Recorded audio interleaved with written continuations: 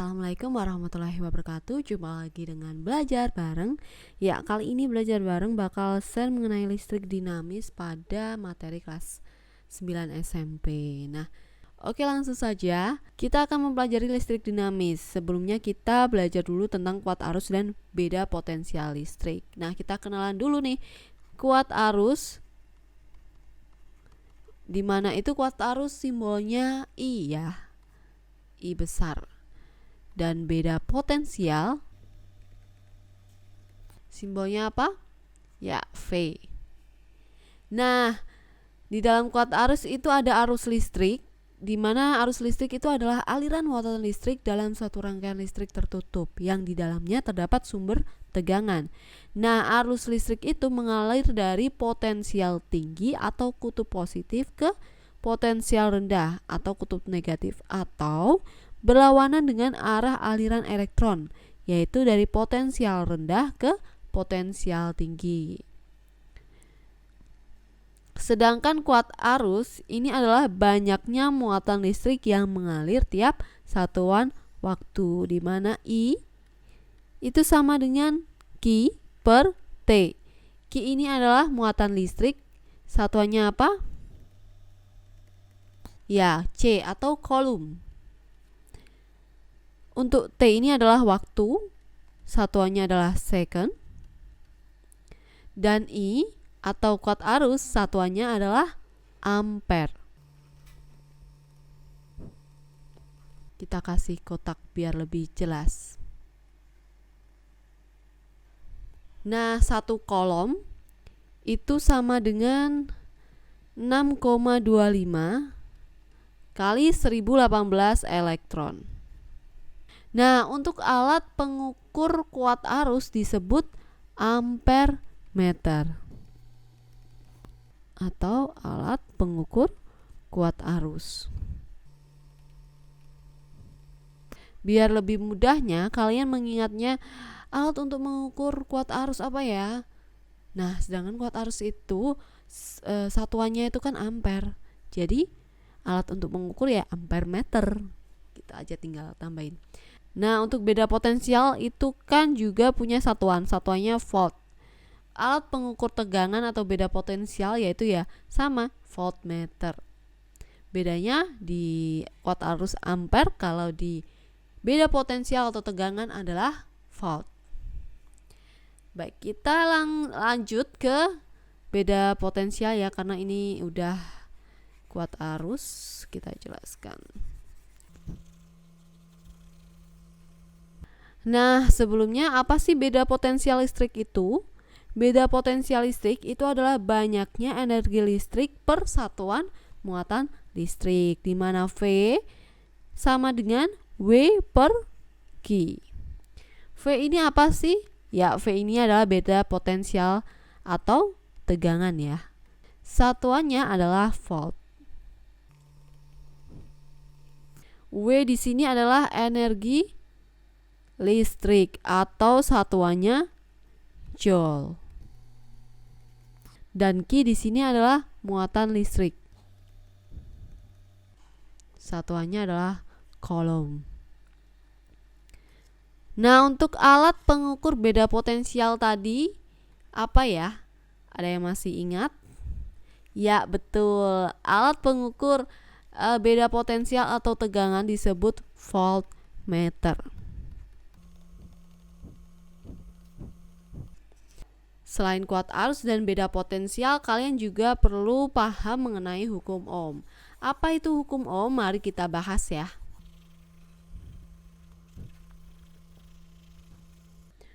Hukum Ohm.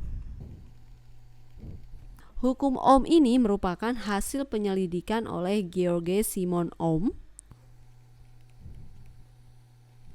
pada tahun 1787 sampai 1854. Nah, hukum Ohm berbunyi, tahu bunyi hukum Ohm? Ya, di mana besarnya kuat arus listrik yang mengalir melalui rangkaian listrik sebanding dengan beda potensialnya.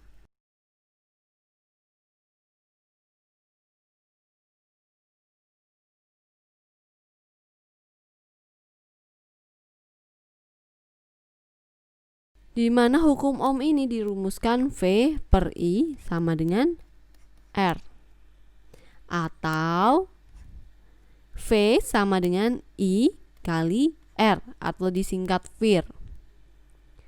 V ini adalah beda potensial atau volt ya satuannya. Lalu di sini ada I. I di sini adalah kuat arus atau satuannya ampere. Dan R di sini adalah hambatan. Satuannya apa? Ya, ohm ya.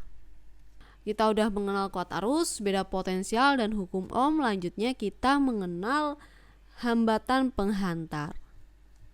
Baik, kita selanjutnya ke hambatan penghantar. Nah, dalam hambatan penghantar ada daya hantar suatu bahan, di mana daya hantar suatu bahan dibedakan menjadi 3 jenis ya, yaitu konduktor, isolator, dan semikonduktor. Pasti tidak asing ya. Aku tulis di sini. Konduktor, isolator, dan semikonduktor.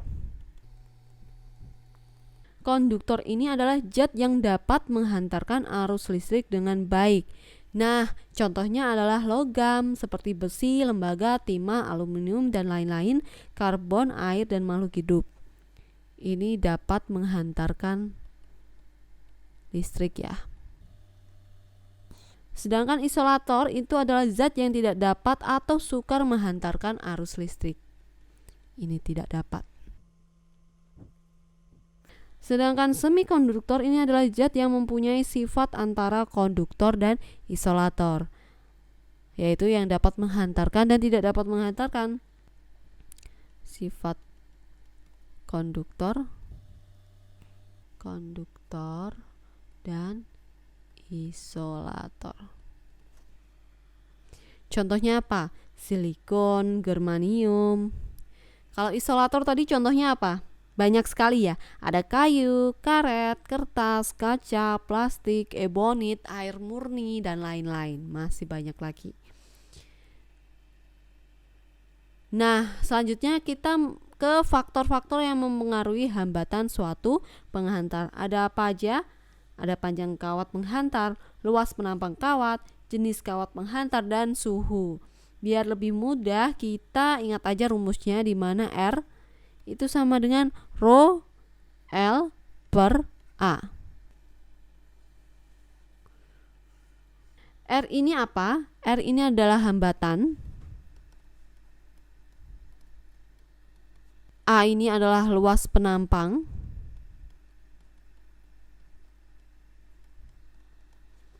Rho ini hambatan jenis kawat. Dan L adalah panjang kawat. Nah, untuk satuan R itu adalah ohm. Simbolnya gini, atau ditulis ohm ya. Untuk A simbolnya adalah meter persegi karena itu luas, jadi meter persegi. Kalau hambatan jenis yaitu ohm meter. Kalau panjang kawat yaitu ya, panjang kawat satuan panjang meter. Kita udah belajar hambatan penghantar, kita ke hukum 1 Kirchhoff. Di dalam listrik dinamis kita juga harus mempelajari hukum Kirchhoff ya. Apa itu hukum Kirchhoff? Mari kita belajar bersama-sama biar lebih asik. Hukum 1 Kirchhoff. Besarnya kuat arus listrik yang masuk pada titik percabangan sama dengan besarnya kuat arus listrik yang keluar dari titik percabangan tersebut. Itu merupakan bunyi hukum 1 Kirchhoff. Biar lebih mudah kita ingatnya, kita gambar aja deh. Misalkan ini adalah arus yang masuk dan keluar. Ini keluar, ini keluar. Ini masuk, ini masuk, ini masuk. Ini I1, kita kasih nama I1. Ini I2, I3, I4, dan I5. Tadi bunyinya gimana? Ya, besarnya kuat arus listrik yang masuk pada titik percabangan sama dengan besarnya kuat arus listrik yang keluar dari titik percabangan tersebut. Atau bisa dirumuskan sigma I masuk atau sigma arus yang masuk, kuat arus yang masuk sama dengan sigma kuat arus yang keluar. Ini merupakan bunyi hukum 1 Kirchhoff. Mari kita hitung I masuknya yang mana aja. Ini ya, I1 nih masuk, I3 yang masuk, I4 masuk.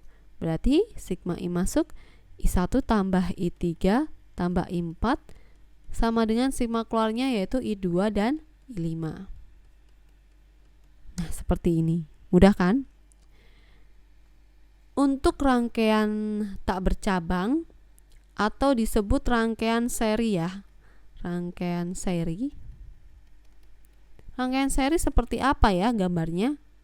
Ya, dia tidak mempunyai cabang jadi lurus aja. Gini. Ini adalah hambatannya R1 dan R2. Untuk arusnya ada I1 dan I2. Ini adalah contoh.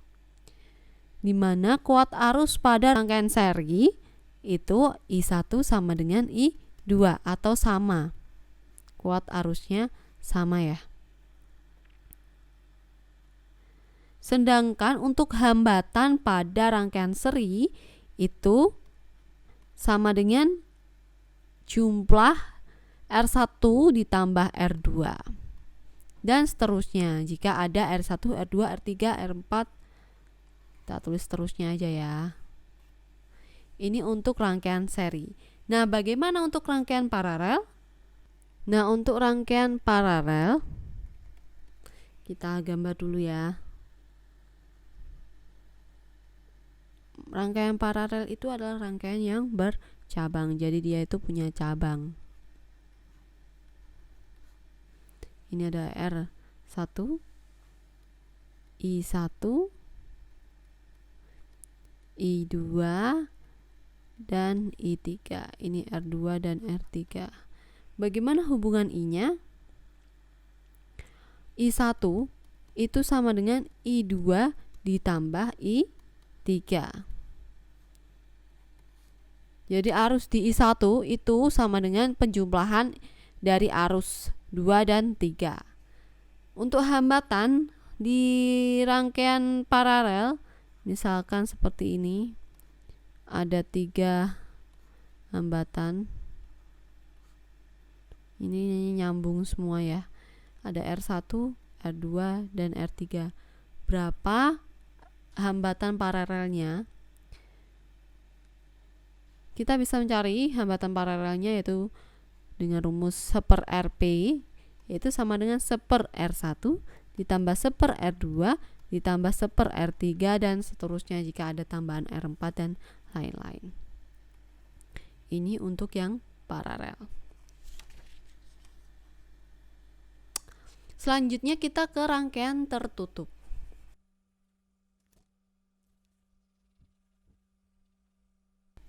Untuk rangkaian tertutup itu contoh gambarnya seperti ini. Jadi di sini ada tegangannya atau baterai. Nih, arusnya ke atas, ini R, ini E dan R. Di mana besarnya kuat arus yang mengalir dalam rangkaian tertutup itu dirumuskan sama dengan I E per R tambah R. Pasti yang asing ini simbol E dan R kecil nih. Kira-kira apa ya? Untuk E, ini adalah gaya gerak listrik. Gaya gerak listrik. Atau disingkat GGL, satuannya adalah volt. R ini adalah hambatan luar. Sedangkan R kecil ini hambatan dalam. Satuannya juga sama ya, ohm. Ini satuannya ohm, ini juga ohm. Untuk I, ini adalah kuat arus yang mengalir. Simbolnya adalah ampere ya ini.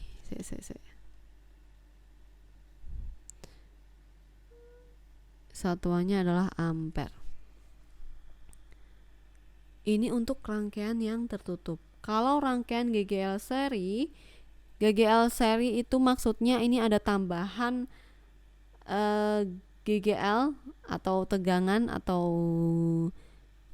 baterai lah, bisa juga. GGL seri, rangkaian GGL seri. Aku singkat aja ya rangkaiannya. Gambarnya misalnya seperti ini, sama. Cuma di sini baterainya misal ada 3. Nih. E, R, E, R, E, R. Ini R, ini I. Bagaimana cara menghitung kuat arusnya? Ya, dirumuskan I sama dengan N kali E per R tambah N kali R kecil. Ini aku kurung ya, karena ini penjumlahan. N di sini itu adalah jumlahnya GGL atau banyaknya GGL. Nah, untuk rangkaian paralel yang GGL-nya paralel, contohnya seperti ini. Ada 3 misal. Nih. Maaf ya, kecil-kecil. Ini R, ini ada I, ini ER, ER. Gimana nih cara ngitungnya? Kalau yang paralel ya diper aja. I kuat arus itu sama dengan E per R plus R pen R per N. Nah, ini rumusnya. Kalau yang seri itu N kali R, kalau yang paralel R per N. Selanjutnya kita ke tegangan jepit. Nah, untuk latihan soalnya atau contoh soalnya nanti ya di next part aja, biar nggak terlalu panjang videonya. Ini aku khusus jelasin dan mengenalkan mengenai listrik dinamis aja. Untuk tegangan jepit itu juga simbolnya V, cuman ada V jepit gitu aja sih. Rumusnya sama dengan I kali R, tetap ya VIR. I kali R, V sama dengan I kali R. Untuk tegangan hilang, simbolnya yaitu V juga, cuma di sini ada kata hilang ya. Dan hati-hati di sini pakai R kecil atau dalam. Nah, ini merupakan pengenalan listrik dinamis. Semoga bermanfaat. Thank you for watching. Semoga bermanfaat. Wassalamualaikum warahmatullahi wabarakatuh.